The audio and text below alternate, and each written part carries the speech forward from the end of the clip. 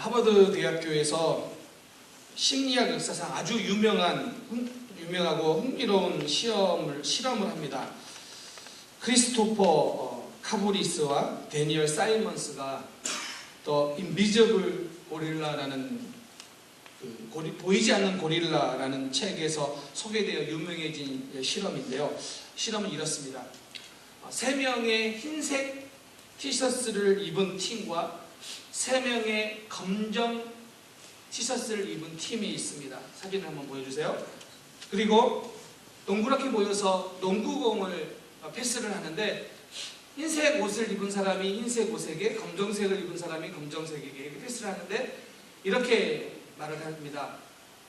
흰색 옷을 입은 사람이 패스한 횟수를 세세요 라고 이렇게 말을 합니다. 그리고 그들은 이렇게 돌아다니면서 공을 패스를 합니다. 그런데 그 중간에 고릴라 분장을 한 사진 보세요. 한 사람이 온 안으로 들어와서 가슴을 치면서 이렇게 고릴라 흉내를 내고 지나갑니다. 1분짜리 동영상인데 9초 동안 대놓고 이렇게 치고 지나갑니다. 그리고 끝나고 나서 묻습니다. 중간에 이 고릴라를 본 적이 있는가? 라고 묻는데 50%가 본 적이 없다라고 대답을 합니다. 여러분 사진 보시면 이 정도 고릴라인데 이거를 못 봤다라는 게 말이 되겠습니까? 근데 50%가 이 고릴라를 못 본 겁니다.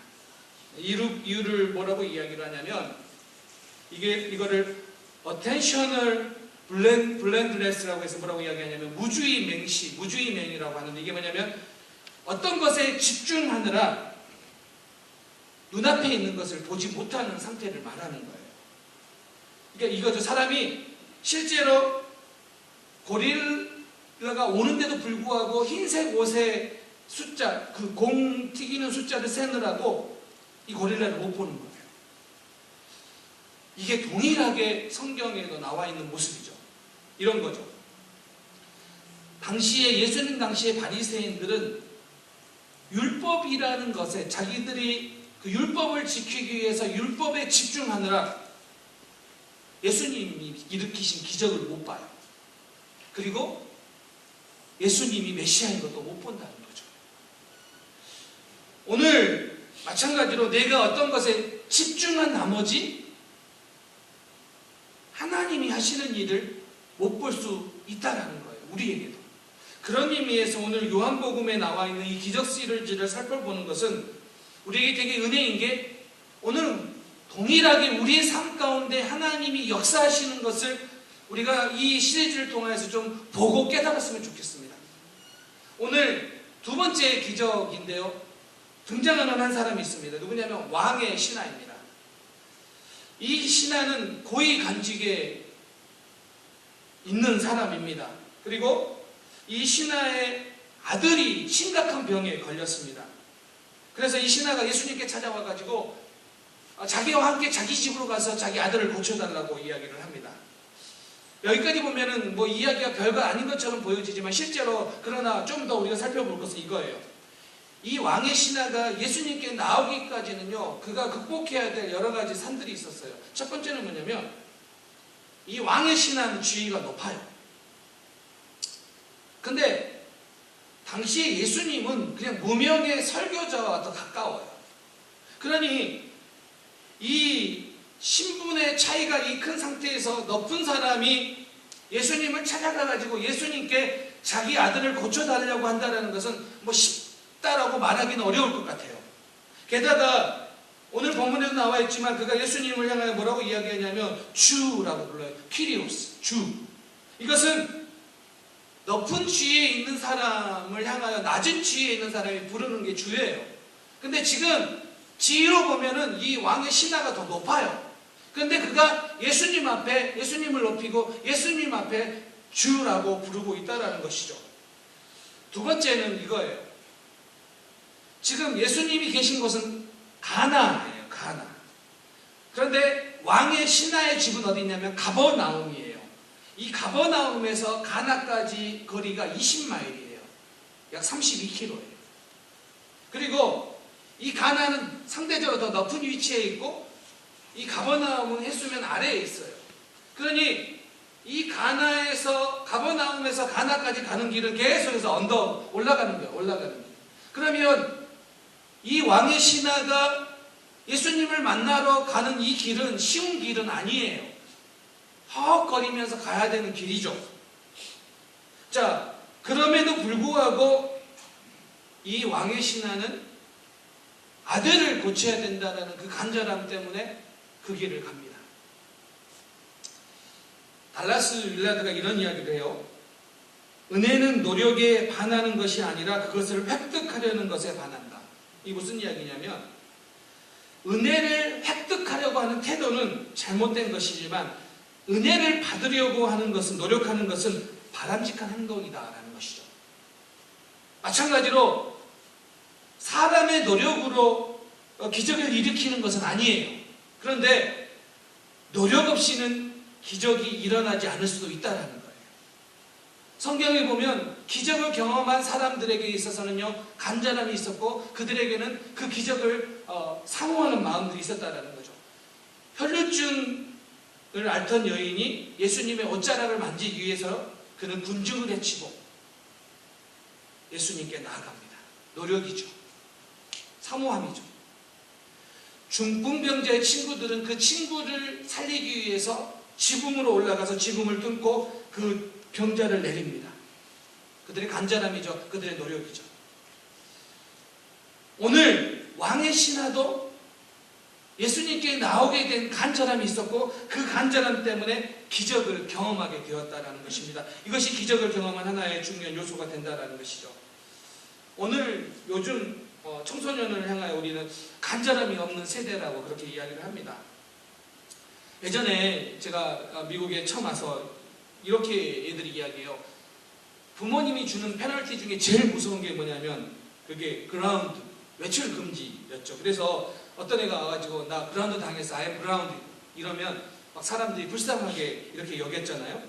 근데 요즘 애들은요, 너 그라운드야 그러면요 끔찍하지 않아요.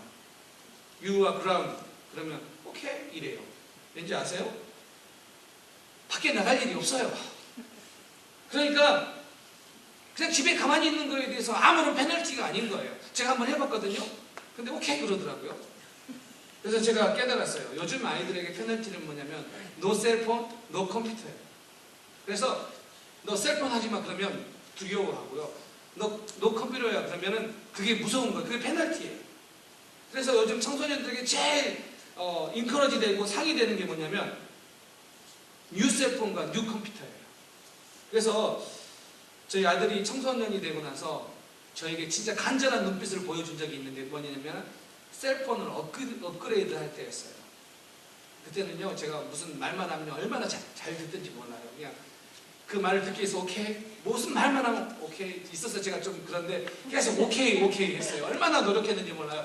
그 간절함, 그래서 그 간절함 때문에라도 업그레이드를 안 해주면 안 되겠구나 그런 마음이 들 정도였어요. 근데 한번 생각해 보자고요. 여러분들은 주님을 향한 간절함이 있습니까? 어쩌면 오늘 우리가 살아가는 이 시대가 편안함과 부유함 때문에 주님을 향한 간절함이 사라지고 있는 시대가 오늘 우리가 살아가고 있는 시대가 아닌가 생각해 봅니다. 자, 그런데 오늘 이 왕의 신하가 주님 앞에 나오기까지는요 간절함 때문에 나왔어요. 그리고 그 간절함 때문에 뭘 경험해요? 미라클, 기적을 경험하는 요소가 되었다는 거예요. 예수님께서 오늘 47절에 보면 예수님께 뭐라고 이야기하냐면 이 왕의 신하가 청하다라고 이야기하는데 이 청하다는 헬라어가 에로타라고 이야기하는데 이게 미완료 시제예요. 이게 무슨 이야기냐면 예수님 앞에 나가지고 계속해서 간청했다는 뜻이에요. 절박한 마음으로 간절한 마음으로 예수님께 계속 간청하다가 오늘 여기 47절에 나와 있는 청하대예요. 자, 그런데 예수님께서 뭐라고 대답하시냐면 조금은 예상 밖의 대답을 하십니다. 너희가 표적과 기사를 보지 않으면 도무지 믿지 않느냐라고 오히려 책망하는 투를 이야기합니다. 이게 무슨 이야기냐면 표적주의 신앙을 이야기하는 건데 이런 거예요. 너희는 기적들을 원할 뿐 하나님께서 너희들 가운데 실제로 일하시는 거에 대해서는 보지 않으려고 한다는 거예요. 그러니까 이런 마음이죠. 오늘 표적을 사모해요. 근데 하나님이 우리 삶 가운데 일하시고 계시는 것에 대해서는요, 별로 관심이 없어요. 그런데 예수님이 이 표적주의 신앙에 대해서 뭐라고 하냐면 저급한 신앙이라고 책망하고 있는 거예요.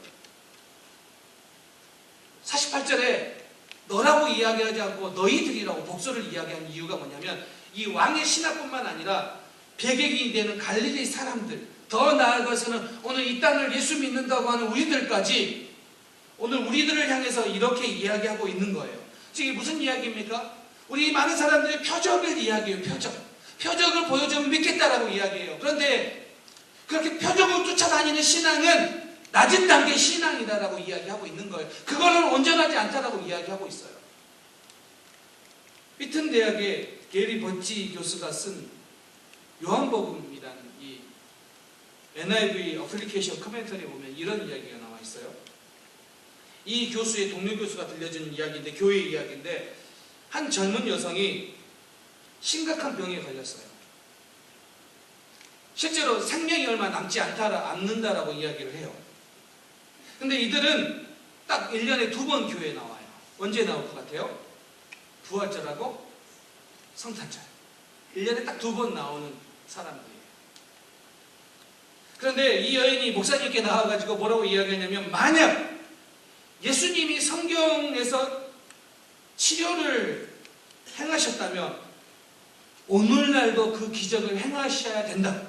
그러면서 만약 하나님이 나에게 기적을 베풀어 주시면 우리 가족 모두가 이제 완전히 헌신하고 매주일 교회에 나오겠다 라고 이야기를 해요. 그리고 간절히 기도해요.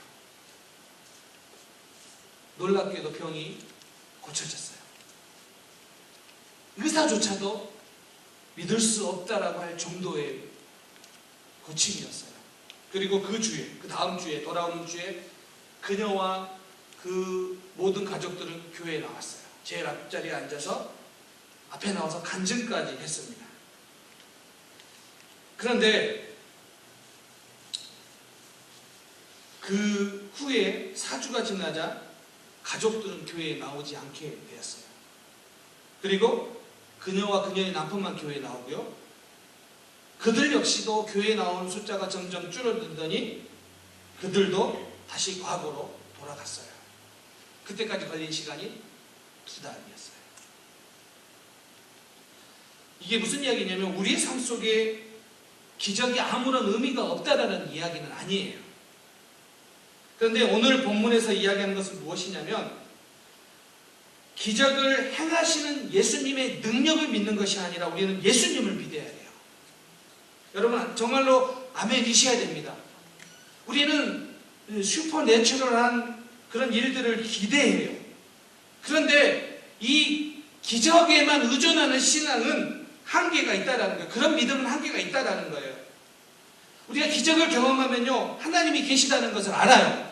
그러나 그 기적이 하나님과 인격적인 관계를 맺는 것과는 상관이 없을 수도 있다라는 거예요. 다시요. 오늘 우리는 기적을 경험하면 하나님의 능력 앞에 굴복해요. 하지만 하나님을 사랑하는 것과는 그 기적이 상관이 없을 수 있다라는 거예요. 그렇기 때문에 오늘 우리의 신앙은 기적을 보고 가는 것이 아니라 우리는 예수님을 믿는 거예요. 자꾸 기적을 믿으려고 하면 안 된다는 거예요. 그런데 오늘 이 왕의 신하가 무엇 때문에 예수님 앞에 나왔어요? 기적 때문에 나왔어요. 기적이 필요해서 나왔어요. 근데 예수님이 책망하시는 거예요. 그런 신앙은 뭐라고요? 저급한 신앙이라는 거예요. 낮은 단계의 신앙이라는 거예요. 그런데 사실 오늘 우리도 이런 신앙생활을 추구하고 있는 사람이 많다는 거예요. 여러분들 중에 이런 기도해 보신 적 하지 않으셨어요? 하나님, 이번 기도에 응답해 주시면 제가 이렇게 하겠습니다. 여러분 해보셨어요? 안 해보셨어요? 저만 해본 것 같아요. 하나님, 이번에 이 기도만 들어주신다면 우리 아들, 우리 딸의 대학 이것만 해결해 주신다면, 아니 우리 사업의 이 문제만 해결해 주신다면 내가 잘 믿겠습니다. 내가 교회 잘 다니겠습니다. 여기 기도해 본 적 있으세요? 없으세요? 있어요. 없으신 분들은 고난을 좀 더 당해보셔야 되나요? 우리 그렇게 기도하잖아요. 그런데 그 일이 응답되고 나면 어떡합니까? 그렇게 삽니까? 네, 그렇게 사는 사람 별로 본 적을 못 봤어요. 마찬가지예요. 제가 예전에 대학 청년부를 사역할 때 어떤 애가 저한테 와서 그런 이야기를 자주 했어요. 목사님, 제가 로또에 당첨되거나 나중에 부자가 되면 제가 목사님에게 예배당을 지어줄게요. 그러니 나를 위해 기도해달라고요. 자기 부자 되고 싶대요. 그러니까 자기를 위해 기도해달라요. 그런데 보니까 한 번도 로또를 복권을 안 사요. 로또에 당첨되고 싶다라는데 로또를 당첨되면 저에게 예배당을 지어주게 했다고 하는데서도 한 번도 복권을 안 사더니 지금은 한국에 가버렸어요. 저도 기대를 안 하지는 않습니다만은 사실 많은 사람들이 예수님이 보여주신 표적을 따라 예수님을 쫓아다녔던 사람이 있어요. 그리고 지금도 그래요. 내가 교회 다니면, 내가 예수를 믿으면 어떤 놀라운 일들이 일어나지 않을까, 그 기대 때문에 그것 쫓아 교회 다니는 사람이 있다는 것이죠. 근데 예수님은 그거에 대해서 이 초보적인 신앙이라고 오늘 말씀하고 계세요. 자, 그럼에도 불구하고 이 왕의 신앙은 다시 49절에서 예수님에게 이렇게 이야기합니다. 주여, 내 아이가 죽기 전에 내려오셔서 라고 부탁을 합니다. 예수님이 거절하신 것처럼 말씀하셨는데도 불구하고 이 아버지는 간절하게 다시 예수님에게 부탁합니다. 이때 예수님께서 50절에 이렇게 이야기합니다. 가라, 내 아들이 살아있다. 오늘 이 두 번째 기적을 통하여 제가 여러분과 나누고 싶은 메시지는 두 가지입니다. 첫 번째, 표적신앙에서 말씀신앙으로입니다. 50절에 이렇게 예수님께서 말씀하셨습니다. 가라, 내 아들이 살아있다 하시니 그 사람이 예수님께서 하신 말씀을 믿고 가더니. 여러분, 여기서 우리가 기억해야 됩니다. 예수님께서 살아있다라고 말씀하십니다. 이 살아있다라는 이 단어는요, 현재 시제예요. 이게 무슨 이야기냐면 예수님께서 지금 말씀하시는 이 순간 아들이 살고 있다라는 거예요. 그러니까 이 사람은 이 예수님이 하신 말씀을 믿고 간 거예요. 그러니 이전에는 이 사람이 예수님 앞에 왜 나왔느냐, 기적이 필요해 나왔는데 지금 예수님이 하신 말씀을 믿고 간 거예요. 그러니까 지금 이 왕의 신하의 믿음의 변화가 여러분 보여주십니까? 처음에는 예수님께 뭐하러 왔습니까? 와서 기도해서 고쳐달라고 왔어요. 기적을 요구하고 있는 것이죠. 이 문제가 해결되면 내가 예수님을 믿겠습니다라는 마음이에요. 그런데 요한복음 11장 예수님은 이렇게 말씀하세요. 우리는 믿으면, 우리가 기적을 보여주면 믿겠다라고 이야기하는데 예수님은 내가 믿으면 하나님의 영광을 보리라라고 말씀하세요. 우리가 요구한 것과 예수님이 말씀하신 것과 달라요. 자, 이 사람은 처음에는 기적을 보기 위해서 왔어요. 자, 그런데 지금은 오늘 50절 말씀에서는 예수님이 말씀하실 때 그는 믿고 갔다라고 기록하고 있어요. 실망하고 간 게 아니에요. 불가능하다라고 생각하고 간 게 아니에요. 예수님의 말씀을 믿고 가니다라고 기록하고 있어요. 지금 이 사람의 믿음의 변화가 일어난 거예요.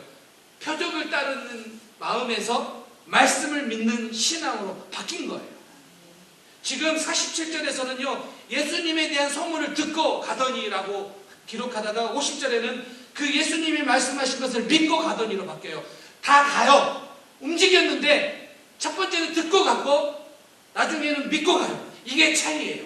오늘 예수님에 대한 소식, 예수님이 능력을 베푸실 분이다라는 소식을 듣고 왔다가 예수님의 말씀을 믿고 가요. 이게 변화예요. 이게 기적이에요. 오늘 우리가 요구하는 게 무엇이냐면 우리는 자꾸 기적을 요구해요. 하나님, 이 일들을 우리에게 기적을 베풀어 주세요. 하나님, 내 삶에 이 문제가 해결되기 원해요. 이 문제만 해결되면 내가 예수님을 잘 믿을 것 같아요 라고 이야기하는데 예수님이 우리에게 원하시는 건 뭐예요? 기적이 일어나서 믿는 것이 아니라 말씀을 믿고 가는 거예요. 오늘 보세요. 이 왕의 신하에게 있어서 이 문제가 해결된 게 있습니까? 뭐가 해결됐습니까? 뭐가 달라졌어요? 달라진 건 하나도 없어요. 여전히 아들은 아프다고 생각하고 있어요. 여전히 그의 문제는 여전히 아무것도 변한 게 없지만 그에게 변한 게 뭐냐면 예수님이 하신 말씀을 믿은 거예요. 믿고 가더니. 이게 오늘 본문을 통하여 우리에게 던져주는 도전의 말씀이에요. 오늘 우리는요, 눈에 보이는 게 없으면 자꾸 실망해요. 그래서 기적을 요구해요. 그래서 내 눈에 보여야 돼요. 무엇인가 변하는 게 내 눈에 보여야지만 안심이 되고, 무엇인가 내 눈앞에 뭔가 일어나야 되지만 믿어지려고 해요. 그런데 오늘 뭐라고요? 여전히 내 앞에 문제가 있지만 이 사람은 믿고 가요. 이게 믿음의 길이에요. 오늘 여러분의 삶 속에 여전히 문제가 있지만 하나님을 믿기에 이 믿음의 길을 걸어가는 거예요. 아멘? 이것이 오늘 이 왕의 신하가 우리에게 보여준 도전이에요. 여러분, 불안하신 일들, 걱정되는 일들 많이 있을 수 있어요. 그런데 그것 때문에 마음을 빼앗기지 마세요. 오늘 예수님이 기적을 베푸신 것은 무엇이냐면, 눈에 보이지 않지만, 당장 해결되어 가는 것처럼 보이지 않지만 예수님이 우리와 함께 계시는 믿고 그 말씀을 따라가는 거예요. 그때 기적이 일어나요. 그때 역사가 일어나요. 그렇기 때문에 오늘 우리 모든 성도님들은 이 믿음의 길, 표적 신앙이 아니라 말씀 신앙 때문에 이 말씀을 믿고 믿음의 길을 걸어가신 우리 모든 성도님들 되시기를 축원합니다.